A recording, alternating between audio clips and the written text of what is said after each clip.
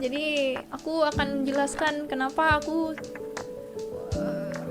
cabut gitu kan, gak disini sama Etna. Oh, Twitter di X.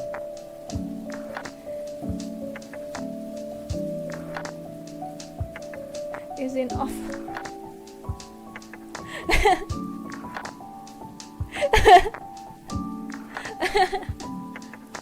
So, jadi gini. Ini juga menyangkut kenapa aku nggak mau cover atau setidaknya bikin original song yang proper gitu.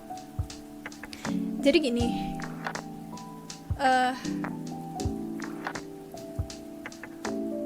so VTuber, kalian tahu VTuber kan? Ini mungkin aku bakal ngejelasinnya bertele-tele ya, tapi aku bakal jelasin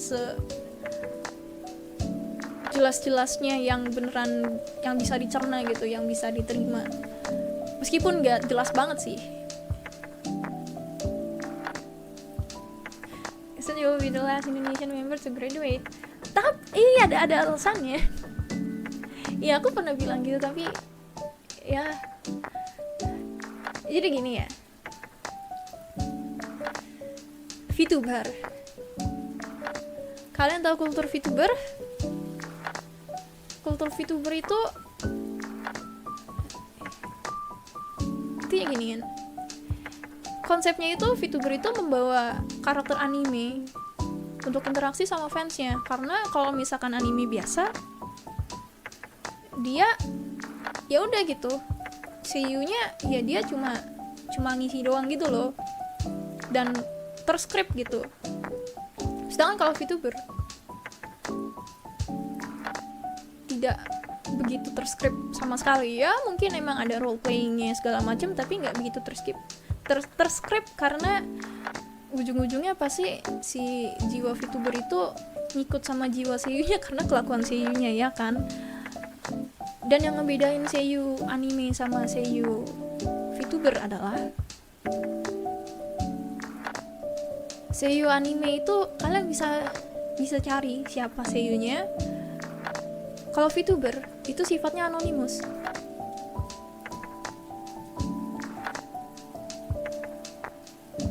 Ya kan? Jadi intinya emang kultur VTuber itu anonimus. Itu. Problemnya adalah anonimus itu sendiri. Oh, Kairi, buayaku. Gak boleh jawab sebelum tamat. Iya, gue tamatin nanti ya. Ya ntar, iya intinya itu ya. So, kultur VTuber seiyunya anonimus. Itu problemnya buat aku. Kenapa? Ada 2 cabang masalahnya di sini. Pertama, karena anonimus, orang-orang jadi kepo, yang menyebabkan doxing. So, aku pernah bilang kan, waktu itu, aku bakal graduate kalau aku kena doxing. Dan sebenarnya masalah doxing ini tuh, kalau buat aku udah lama. Ini bukan masalah baru, karena aku waktu itu ya udahlah gitu kan. Ya udahlah gitu. Tapi puncaknya itu mungkin di tahun kemarin. Kayaknya sih di tahun kemarin ya. Itu yang bener-bener bikin aku sampai kena mental, yang beneran stres, sampai akhirnya staff nyaranin aku buat break dulu gitu kan, buat menangin diri. Ya, aku beneran sampai stres. Masalahnya sampai ada situasi yang berhubungan sama doxing ini yang beneran bikin aku pengen mengakhiri hidup. Gitu. Sampai sestres itu emang aku.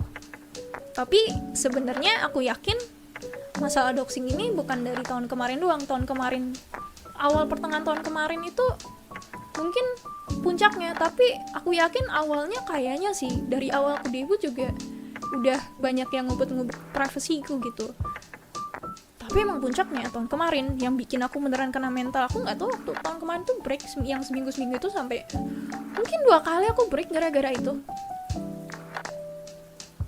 Ya, masalahnya intinya kalau dari pihak agensi ngebantuin aku kok. Cuma kalau masalah kayak gini mau agensi apapun itu, kalau misalkan VTuber, intinya nggak bisa sembarangan gitu loh geraknya. Jadi bener-bener harus hati-hati, karena salah dikit ya udah buyar gitu. Beda sama agensi yang emang orangnya udah jelas itu kan, kayak agensi idol, agensi ya seiyu gitu, itu kan udah jelas orangnya itu. Kalau misalkan ada yang kayak gitu kan, doxing-doxingan ya itu gampang jelas. Kalau VTuber karena anonim jadinya agak susah, dan aku nggak mau memperjelas ini karena nanti aku ngasih celah ya. Intinya itu. Tapi aku emang udah agak berdamai sama masalah doxing ini sebenarnya gitu kan. Makanya aku masih lanjut aja gitu, nggak pas habis ke doxing pluk langsung graduate, nggak.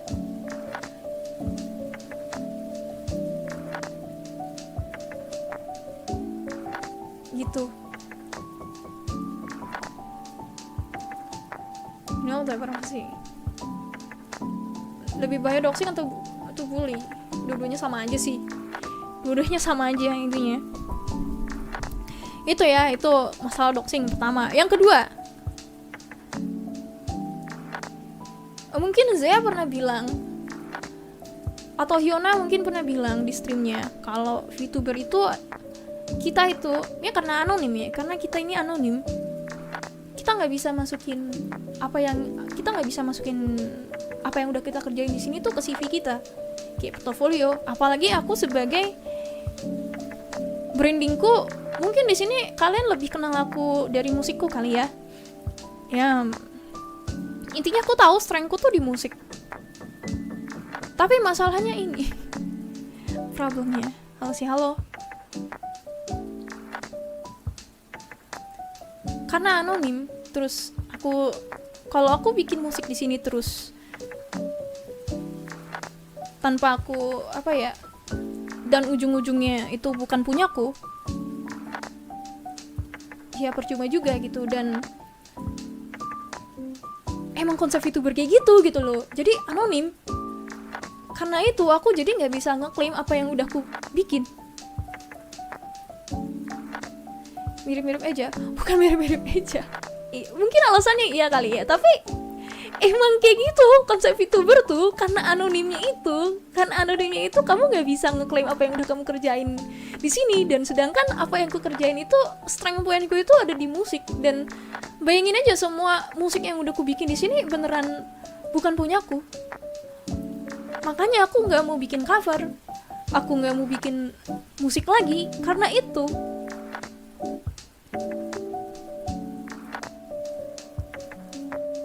Bentar, mau ada iklan tapi udah aku skip. Bukan buat musik, udah dari dulu. Yes. Maka dari itu,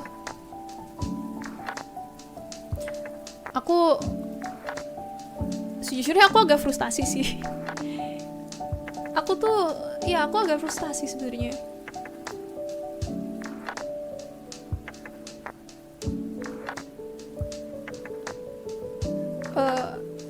Jadi ya, aku agak frustasi. Aku tahu kekuatanku itu ada di musik, tapi pergerakanku terbatas. Berarti aku cuma di gaming yang bisa aku enjoy. Aku sebenarnya masih enjoy di sini. Tapi itu masalah itu. Kalau misalkan aku nggak gerak, kalau misalkan aku nggak keluar, aku nggak bakal bisa berkembang sih. Dan aku sadar, aku kalau misalkan aku main stream game itu aku ngebosenin. Karena apa? Karena aku beneran jarang random. Karena aku beneran fokus ke situ, dan aku bukan pro player. Kalau misalkan dibilang ngebadut juga, aku nggak bisa ngebadut-badutin diriku sendiri gitu. Jadi ya setengah-setengah gitu loh. Sedangkan cara untuk menarik viewers adalah dengan cara musik. Kalian bayangin aja gitu kan, tiap minggu aku stream musik terus tiap hari. Dan ya, susah. Intinya kalau aku diem di sini terus, aku bakal stuck. Aku seneng banget streaming game, kayak hahaha doang gitu kan. Tapi kalau aku gitu doang gitu terus sampai 2 tahun 5 tahun ke depan, ya udah aku stuck aja di sini. Aku nggak bakal berkembang. Garing, buayaku.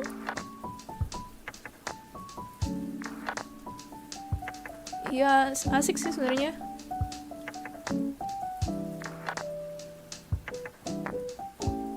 Siap lihat toilet api dia, tapi sial bukan punya aku. Sial kebanjiran fakta. So itu sih. Stream PS2 juga ya, jenjang karir ya. Kayak dan gitu ya makanya.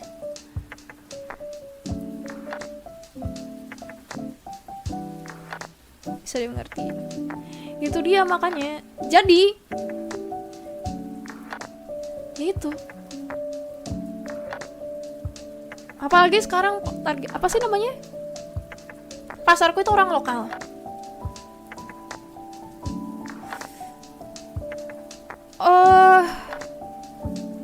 Dan untuk mendapatkan market yang gede gitu kan, aku harus melakukan sesuatu yang aku nggak suka. Kalau yang aku perhatiin ya, kayak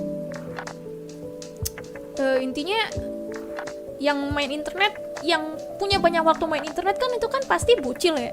Maksudku orang-orang yang belum kerja lah, umur usia-usia sekolah atau kuliahan. Sedangkan mereka itu lebih senang sama yang you know lah, ngomong kasar gitu kan, masuk akal sih ya kan, teriak-teriak ya kan gitu. Sedangkan aku ya kalau teriak-teriak oke lah gitu kan, aku masih ini ya, mungkin sebenarnya aku sekarang udah mulai agak-agak toksik ya, tapi menurutku itu masih kurang toksik buat yang demen sama yang kayak gitu kan.